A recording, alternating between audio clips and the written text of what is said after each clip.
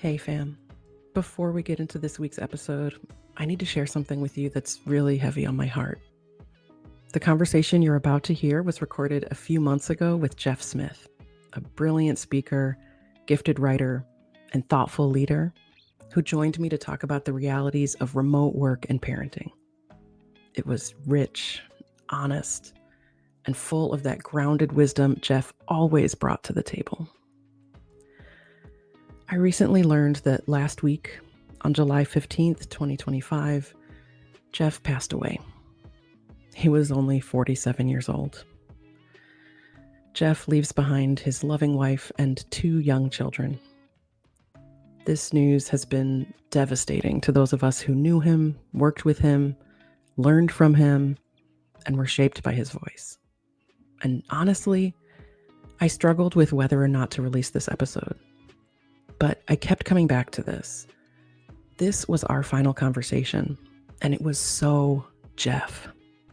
Thoughtful, real, centered on family, focused on what matters. So today, I'm sharing this episode as a way to honor him, to honor his legacy as an author, a powerful speaker, a compassionate teammate, boss, and friend, and above all else, a devoted husband and father. His kids saw his example every day. And now, through his words, we all get to witness that same love and intention. Jeff, thank you for this conversation. We miss you already. And we'll keep telling the truth in work and in life, just like you did. Let's get to the episode.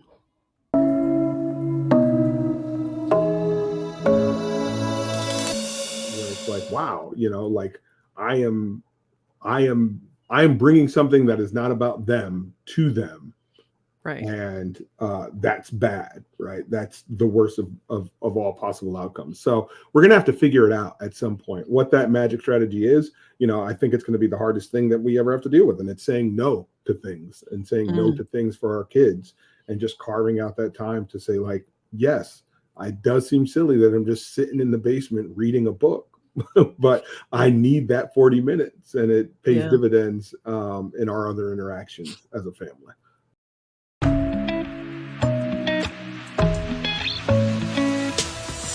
Hey, I'm Tine Jeff, your pivot and pay strategist. I help Black women double their income by leveraging their existing skills. I am all about getting Black women paid, whether you're an employee or a business owner. And you're listening to the Getting Black Women Paid podcast. Let's go.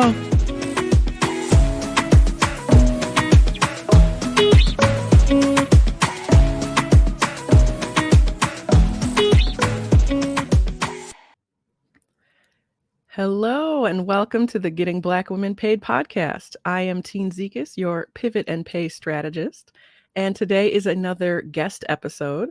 I am so excited about this guest. This is a former colleague and dear friend, and our very first guest who is not a Black woman. Our guest today is a Black man named Jeff Smith, and I'd love to tell you all a little bit about him before I bring him on. So Jeff Smith has been in the technology industry for over 20 years, oscillating between management and individual contributor.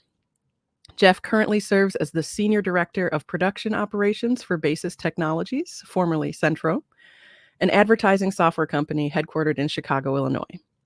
Before that, he served as the Manager of Site Reliability Engineering at Grubhub.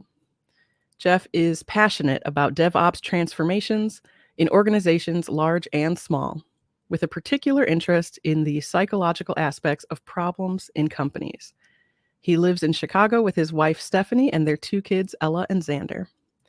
Jeff is also the author of Operations Anti-Patterns, DevOps Solutions, with Manning Publishing. And so without further ado, I'd like to invite on Jeff Smith. Hello. Hey, Tine, how you doing? I'm great. How are you? I'm doing good. Well, welcome. And thank you again for joining us. Jeff and I used to work together at, well, it was at the time Centro, which is now Basis Technologies. And then I want to even just before we get into it, I just want to thank you because, at when we worked together, you were just my go-to person for working while black. Whenever there was a state sanctioned murder of a black man by police, you were the one who would let me know, if you got to call in black, that's okay, and so I appreciate you, and I'm so glad to have you on the show. Yeah, unfortunately, we had to have too many of those conversations, Yeah, but yeah, but it's good to have someone else to fall back on that understands, right? And especially in technology, you don't always have that opportunity to have that voice that understands exactly what's going on and what you're going through. absolutely. Well, and the reason I begged you to come on the show is because you wrote an article back in May of 2024 that I've been thinking about ever since. It's called "The Impact of Remote Work on My Children." And I thought this was such an important topic, especially for any of our listeners who are parents as well. And I'd love for you to kind of just summarize the like main points, like what was the issue that drove you to write the article, and what were the like main impacts you were seeing in terms of remote work with your kids? Yeah, so a lot of it were just things that we hadn't thought of. So my wife and I both work remote outside the house. My kids are of an age where they vaguely remember us going to this magical place called an office, right? But they were really, their formative years were during the pandemic, so they have Yeah. a lot of thoughts about us just being at home, and not really going to a place to work. So one day, my wife was bringing my son to some school assembly thing. Our school is terrible at notification, so we found out like the day before Right. that there was this thing going on, right? So, my wife has a schedule. She's trying to keep it, but she's going to fit in the morning. And she's explaining to my son, like, oh, I'm not going to be here for the afternoon. And he's like, oh, I understand. Work is more important. And it was like, Mm, whoa, hang on. That's not what's going on here, right? So that statement really got me thinking about, like, well, how does he come to this conclusion that work is more important? And when you think about it on the face of it, it was like, well, you are choosing work over something you could be doing for your kid, yeah. right? So we started thinking, like, well, in some areas, right, it's like in that moment, I could see how my child might think that work is more important than them because they don't really have the concept of the trade-off and the responsibility and all of that stuff. Right. So it started getting me thinking about like how they view work differently because we're always in the house. Yeah. So, when they run downstairs and say, Dad, do you want to play video games? It's like, well, I'm kind of in the middle of a budget meeting right now. So, maybe we can put a pin in that and come back to it later. But all of those little interactions, it seems like I'm choosing work over Right. them. And I don't know that they ever really fully understood this sort of separation of boundaries and of like identities, even, right? Because, like, sometimes, Right. prior to the pandemic, I could be work Jeff, right? And then I would take Mm, a commute, right? And then I could transition into at home dad Jeff and husband yeah. Jeff. I had a separation of these personas. And now, working remote, all of that is sort of melded together. And I don't know that I've ever done a good job articulating that to my kids so Yeah. that they know when it's work Jeff, work dad, when it's home dad, when it's, Yeah. available to play dad. And just, really sort of thinking about all the ways that that impacts the way they sort of view our relationship. So that was really the genesis of it all. Yeah. Yeah. And my kids are a bit younger than yours. And what struck me once was I was talking to my daughter about um, my parents' house. It's the house I grew up in, and they've renovated it. They renovated when I was a kid, and so I was talking about the before times, right? Like, oh, what is now Grandpa's office was me and your Uncle Justin's room, and what's Grandma's office was their room, and then everything upstairs was just an attic. And she goes, "Well, where did they work?" And I was like, "Oh." They, like, Right. went to a place, like, and it occurred to me right at that moment that she doesn't even know what a house is that doesn't have an office in it, right? Like, what Right. right? Right. Where would those people go to do their job? And yeah, because my kids were, I mean, she was 2 at the start of the pandemic, and my son was born February 2020. So I was on maternity leave when we started lockdown. So they do not have a memory of, I used to go to an office. I used to go and be gone all day and then come back. And when I was back, it was mom time, mom and the Right. kids. We could hang out and do whatever. And yeah, and I'm realizing now there are so many times that I am, quote unquote, choosing work instead of being with them. And it's just heartbreaking to think about how they are perceiving that and like what truths they're telling themselves about what's more important to me. And I'm going to really mess you up here. It becomes even more difficult once the workday starts expanding outside of those 9 to 5 hours, because Yep. then the question becomes like, well, why can you take time from our time on Saturday to finish those emails, to write that thing, right? It's okay for you to steal that time, but it's not okay to steal time, at 2 o'clock on a Tuesday to, play catch with me in the yard or whatever.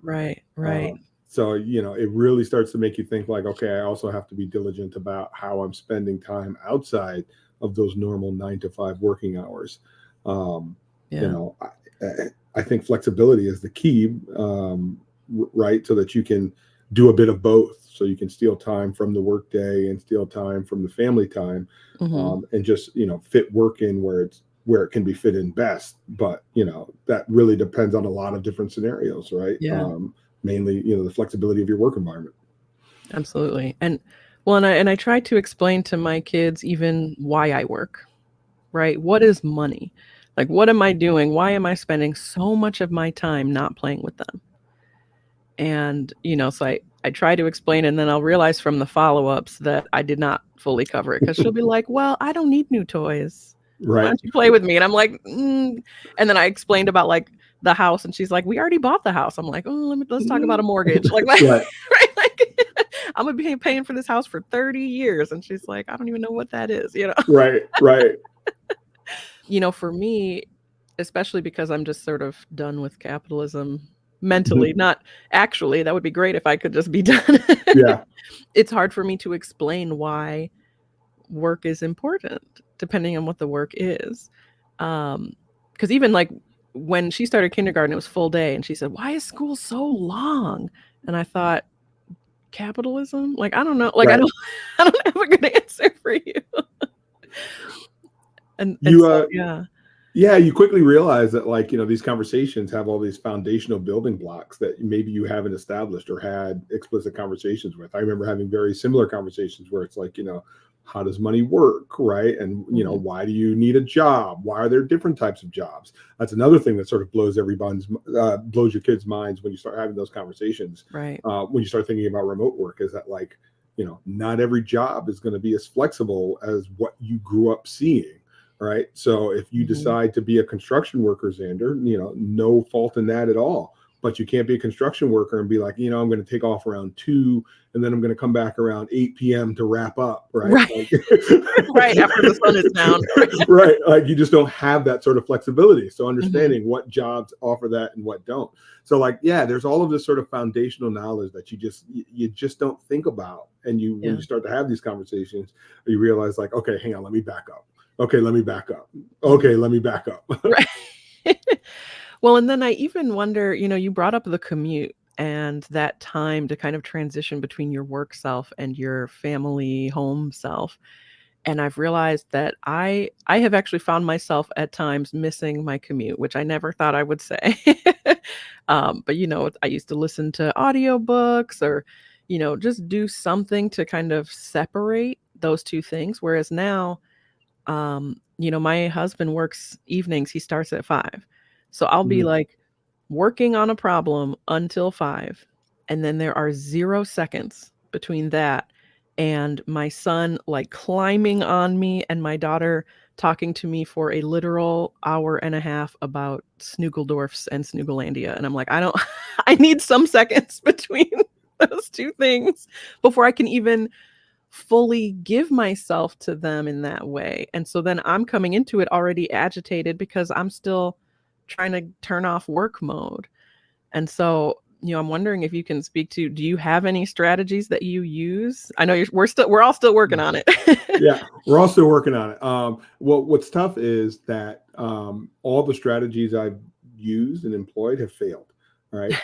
So the idea was, I noticed the first thing that I noticed when I started missing my commute was that I don't read anymore. Right. Right. I didn't realize how much, of my reading was actually done on the train.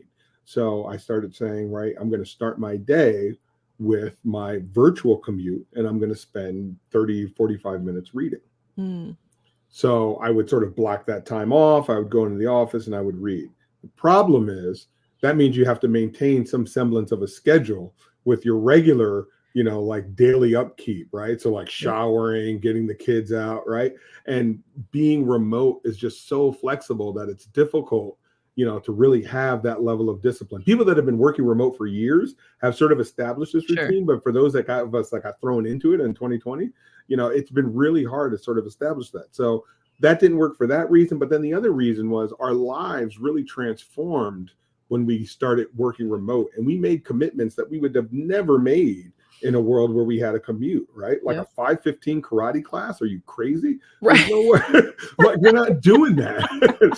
Right? Like, we're not Absolutely. doing that, right? But now we've got all of these commitments that happen like right after work. So even the strategies that I tried to build in are sort of decimated because, got to pick up Xander from aftercare right at 5. Ella's got karate at 5:30. So that means, got to make sure Stephanie's free. So we have dinner so that, we can get the kids out the door. And it really has sort of like just filled in all of this free time that we were supposed to get back has really been consumed, granted with, arguably more nurturing stuff, right? We're spending more time with our families, we're having dinner regularly with our kids.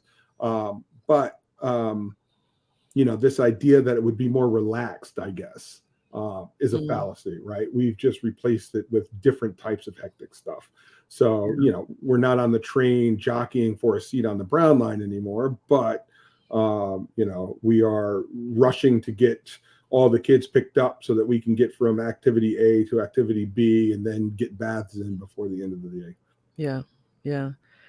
That's such a good point that, removing one thing does not just leave that gap as free time. And now we, now we just have this, luxury of that, that 40 minutes before and after work has been given back to us. No, because we fill that very quickly, very easily. And and like we just signed the kids up for gymnastics, and it's one of them's at 4:30 and the other one's at 5:30. Even it's even creeping in. Now it's at 4:30. And I'm like, absolutely. We can do that. We can make that work, right? I'll just And it's funny because we talk about these and we talk about this. It's really the same problem that we talk about in different spaces, right? With different with different language, but it's really the same problem. We talk about protecting our time, right? We talk about eliminating these sort of noisy parts of our lives, usually around people, right? Like we don't have time for these sorts of people, and we're going to eliminate that noise from our life.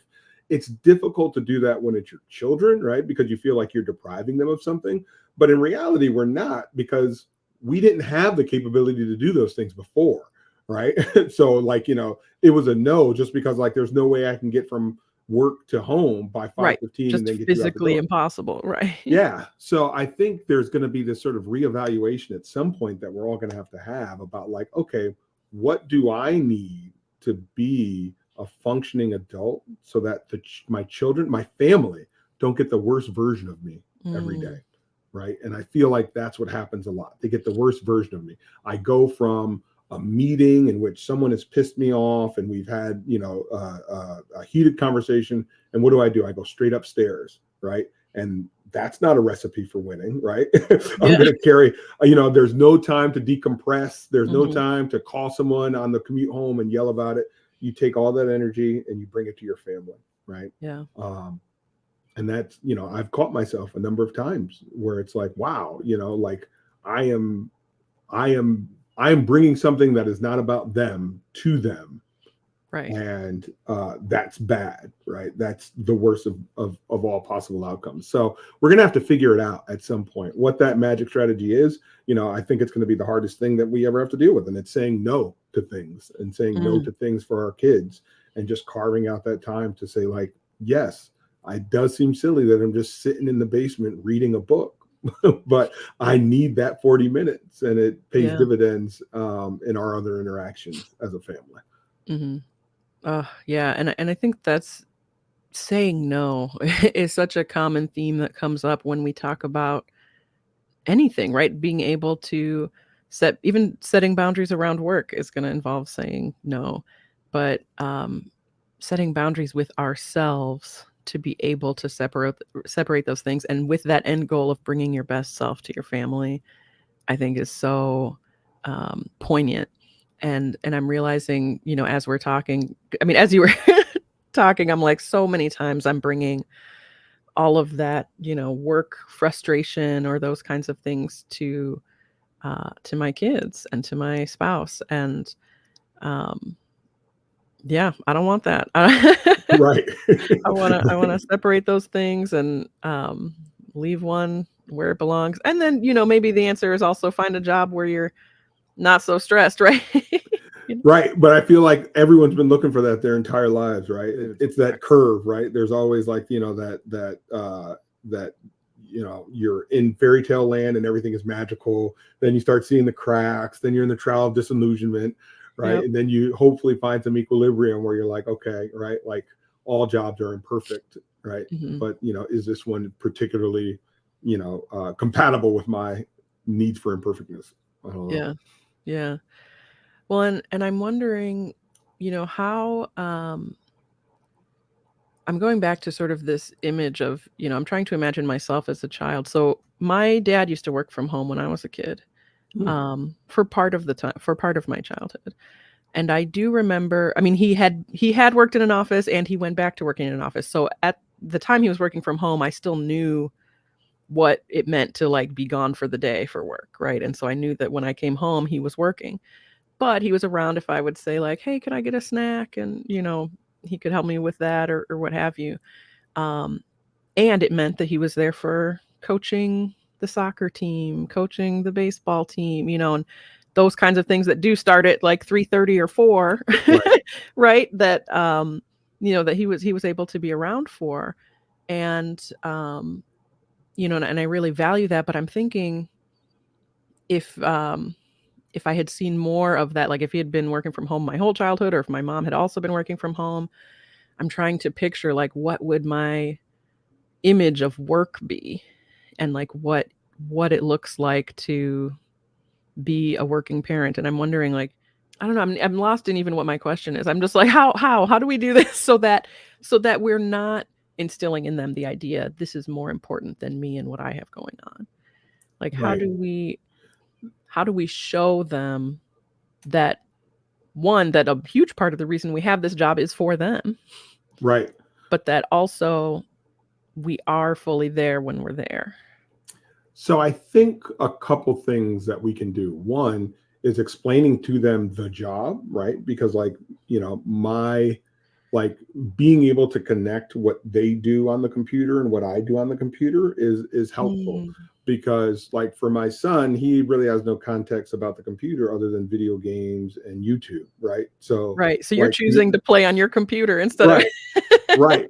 But as my Yeah. daughter gets older, right, like she's making presentations for school. So I can show her, oh, Mm, these are the presentations that I work on and I've got to present, and that's what I do sometimes, right? I'm working on a presentation to share some, information that I have with other people. But then yeah. the other thing is to also highlight that sense of community that you're part of when you work, and that there Mm, needs to be a shared time of interacting, right? So it's like mm, you see me on the computer, but like I'm chatting with people at work, or we're having video conferences that you may not see, but there are other people that all have their own families, and we have to pick a time that we're all going to mm, be together to sort of work. So it's not just that, like, I'm choosing this time. It's that I'm choosing this time to participate with a bunch of other people towards this mm. common thing that we're trying to achieve. And that has helped a little bit to get them to understand. So sometimes when they pop in, they'll look on the screen and they'll be like, oh, dad's in a meeting. And I'm like, no, this really is just a YouTube video. It's okay. Right. but then other times it's like, no, I'm in a meeting. Yep, we're having a conversation, Mm-hmm. Come back.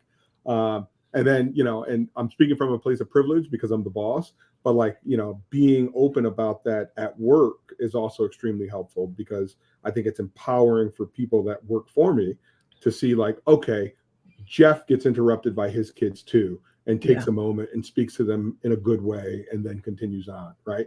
So being able to model that behavior to say like, hey guys, we're all in a crummy situation, right? We get it, right? So like, here's, everyone needs to show each other some grace, right? And, just being able to model that, I think, is important. So I try not to wig out when the kids come in, but, take a moment, not only for them, but for my employees to be like, hey, this happens. We know that this is part of life. Let's, take a moment, be kind, and correctly direct them for another 45 minutes or so. I love that you mentioned modeling that, because it is so important for the, for your people, your higher ups to be demonstrating, right, that we all have lives outside of work, and that we know that those are mixing a lot more now. Right. And that it's okay, right? Like, I've never been on a team that doesn't know my kids, because they just be popping in, right? Like, Yep. And for me, I'm trying to find the balance between, okay, mommy's in a meeting versus mommy's recording, because I'm like, I'm not checking that box on YouTube that says I got kids in this video, so I need you to really not be in here, right? But I love the suggestion of explaining sort of like, why is it at these times? And I can even add in, and we try to have that be mostly while you're at school, right? Because we want to make sure that when we're all home together, we get the most possible time together. And so that's why we, strategize to have it be this kind of 9 to 5 window, right? And I like that framing, that, I'm trying to accomplish something with this other community of people, and we're all getting together, and they're all, also spending time away from their kids. But once we're done, we're done. Right. And then we can spend time together, and then we can, go to karate and soccer practice and gymnastics class and all of that. And the older they get, the more it makes sense to them, right? As they also get, participate in other activities, right? It's like, you just don't go to soccer whenever you want, right? You guys have to you go at a on the particular time, so that everyone can participate. Yeah, that's true. And I'm looking forward to that, because, my daughter also still doesn't have a concept of time. And I know I don't make it better, because I'll say, okay, I'll be down in 5 minutes. And that 5 minutes can be. My kids would track time differently, right? So it's like, 3 episodes of Bluey is only 5 minutes. And it's like, not quite. Yeah, no, I do need to learn the different time lengths, because sometimes she will say like, well, how long is 7 minutes? I'm like, and I go, probably putting in context of a Bluey or a whatever the other shows are would help. It's like the ultimate bribing tool, right? Like, it's funny how double-edged the devices are, right? Because they are like the ultimate pacifier. Yeah. Well, but at the same time, you're like, all right, that's enough, not too much. The problem I'm having is, one of the things my daughter wants to do to bond with me is play tablet with me, and I'm like, literally, that thing is so you could be doing something and not bothering me. Like, right. Like, the whole reason we spent all that money on that thing. The whole point is to separate. You could entertain yourself while I have to do a thing. So that's an interesting little conundrum that I've run into too, that sort of got exposed during this whole thinking, is just like the nature in which I was raised. And, now really, I'm sure every generation says this, but I feel like we're raising our kids for in a world that didn't exist when we were coming up. Right. And the expectations are different. Right. So like, I lived in a classic patriarchal sort of family, right? Dad went off and worked, mom stayed at home, dad didn't really contribute to the household stuff, right? So now as a husband and a father, I'm learning like, right? Like, I need to do the dishes, right? I need to help with laundry, right? That's not something that I grew up being seen modeled, right? Yeah. But also with how much time we play with our children. My parents didn't play with me, right? Mhm. And then somehow in a single generation, the expectation is like we are also part of the entertainment. Um, Right. and sort of like balancing that. And I think that exacerbates the remote work thing Mhm. because it's like, well, you said I can't go on devices, right? So like I need something or someone to entertain me. And right Right. now that's you. Right. And I'm not built for Right. Well, it. and I think it also was exacerbated by the pandemic, right? When we were quarantining, I was her only friend. Or my spouse and I were her only friends. Yes. And Yes. so now, right, she wants us to continue to be her playmates. And I'm like, girl, you gotta you Right. gotta find something or learn to be bored. We used to be Right. bored sometimes. Yes. Yeah. It's like taboo to be stuck with your thoughts now, right? So, Right. like if you're stuck with your thoughts, it freaks you out, and you're like, no, no, no, no, gotta get away from that. So that's definitely Yeah. how I feel how my kids are. It's like what do you mean, just sit here and think? Like, mm-mm. Yeah. Well, so I wonder if maybe all of us need a commute time, right? Maybe we could all stand a little like, okay, after, at this time, we all have our alone time and we all can do whatever we want. And maybe it's read and maybe it's, do some art or, whatever it is. But it's like you time. Right? Everybody gets their own you time and then we come together. Maybe we can even tell each other what we did, right? Show me Yes. the picture you made or tell So me about your book. we do that occasionally. We call them pajama days, where it's like Ooh. everyone gets their own schedule. You do whatever you want. The rule is no one leaves the house, no one comes to the house. Um, Mhm. so you have an entire day to just chill. Well, Yeah. you can chill if you decide you want to rearrange the pantry. That's cool, right? But you can't conscribe anyone into doing that with you, Right. right? um, so Yeah. we do that occasionally, and it's good because it's an opportunity for people to just sort of like you said, go in their own space and do whatever it is that they want to do. We try to put device time limits on that so they're just not Mm. mainlining YouTube for 22 hours, but it's informative to see what the kids choose to do or what they want to do or how they want to spend that time. Yeah. Yeah. Oh, that's really interesting. And I think it would be interesting to see how that evolves over time as well, Yeah. right? How they want to spend their time changes. Um, Yep. yeah. Oh, that's cool. Yeah, because like what you described was most of our Saturdays, except without the device limit, right? So it really is just, all right, I'm too tired to deal with it, and the kids are just gonna be on their tablets all day. But I do like the idea of kind of setting parameters and saying, like, these are there are certain things off limits, but, do what you want and learn how to push through being bored, right? And Right. figure out how to entertain yourself um, and how to use your time well. And then we can um, also maybe that can be relatable to them when we say like, well, I need a little me time to read. Remember how you really like, doing painting pictures? That's how I feel when I'm reading or whatever it is. And they can kind of understand a little more when we're saying no, but taking that time for ourselves. Right. Yep. Yep. And time for ourselves is super important. Again, it's another like this over them sort of Yeah. choice that gets forced on them. But like, if it's like they say at the airplanes, right? Like put on your mask before helping others, right? Mhm. It's the same concept, right? You're not any help to your Right. family if you're burned out, miserable, and just generally not in a good space, right? Yeah. So, Yeah. To throw another metaphor at it, it's you can't pour from an empty cup. right. Oh, yeah.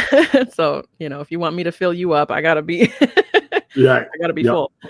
And the other extreme of that is pour from the overflow, right? So don't even, okay, I got a tiny bit, now I gotta.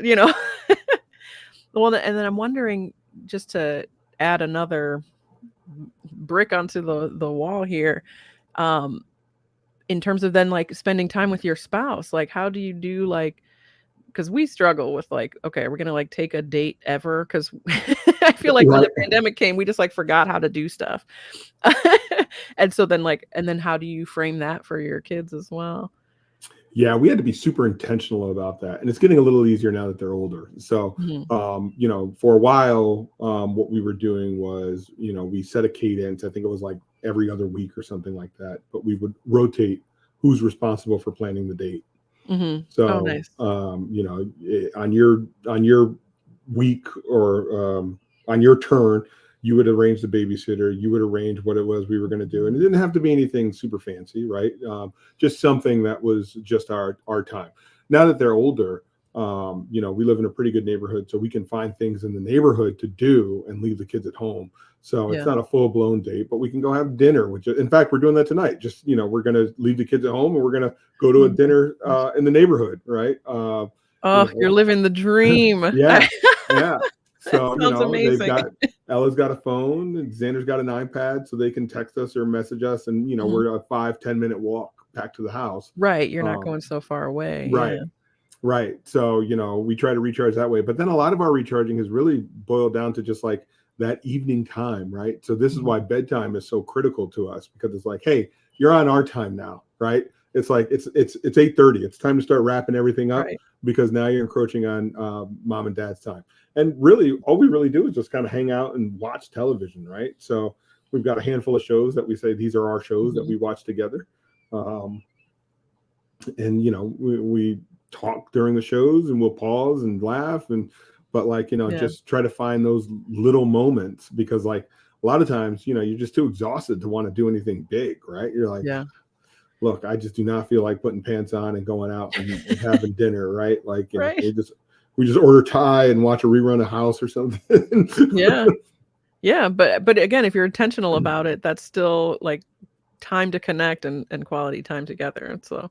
yeah, I think for us, the bedtime stuff is really crucial too. We had some challenges with bedtime over the years, but I think Mm, we're kind of hitting our stride, which is good, and so we do have some similar, right? We'll have shows we watch. I appreciate your perspective just as a parent, as a Black person in this society, um, and as a person trying to navigate this kind of new space where so many of us are working remotely and just trying to figure out the best way to find that balance and to let our kids know they're still the most important thing. yeah, absolutely. Just continuous conversations, right? Like, we Yeah. just have to keep talking, and probably over explain in ways that we thought, oh, this is naturally understood, but it's probably not. Right. We assume so much. So take out all Yep. the assumptions and keep going till they get it. Yeah. Well, thank you so, so much. And I'm wondering, if folks do want to reach out to you or continue the conversation, how can people follow you or get in touch with you? Yeah, so the best way is probably email, now that Twitter's a dumpster fire. Yeah. So, you can reach me at jeff@allthingsdork.com. I'll assume you'll put that in the show notes. Yes. Yeah.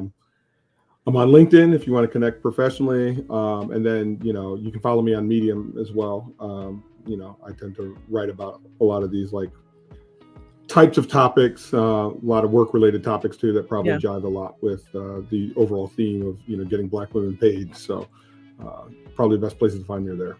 All right. Yeah, we'll add all of those to the show notes. And thank you again for joining us and sharing your insights. We appreciate you. Absolutely, this was fun. Thanks. Yeah. All right, folks. Well, we will see you in the next one. Hey, thanks for watching the Getting Black Women Paid podcast. If you enjoyed the conversation, make sure you like and subscribe. And remember to hit the notification bell so you can catch more episodes like this one. And join the conversation by leaving a comment below. Be sure to share this channel with the incredible Black women in your life so we can continue getting Black women paid. All right, we'll see you in the next one.